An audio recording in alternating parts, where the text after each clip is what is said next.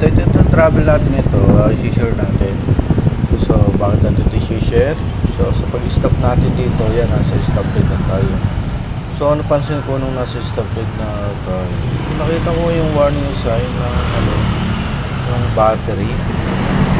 Yan, makikita natin yan, nakasign yung battery.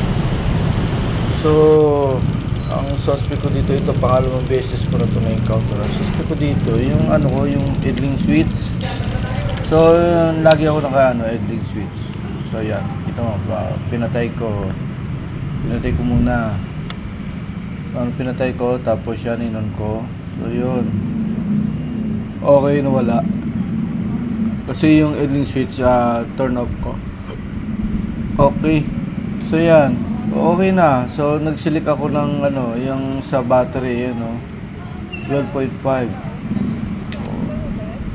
So, paano natin masilik yan? Diyan sa bandang kaliwa. So, makita mo i-press mo 1, 2, 3, 4. So, yun doon lalabas na yung yung battery volt.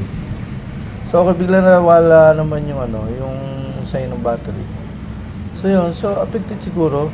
So, dahil sa pag sa stoplight, pag mahaba-haba ang hinto ko sa stoplight, so pansin ko na gano'n, lumalabas yung battery warning sign. So, ibig sabihin, yung mga headlight at mga light, gumagana. So, na-apektuhan yung battery. So, yan. So, nasa sa inyo kung gagamitin nyo, kung mahaba-haba sa stoplight, kung gagamitin nyo yung idling switch. So, makikita nyo naman yung warning. So, natatanggal din naman dahil yung battery ko naman okay pa naman.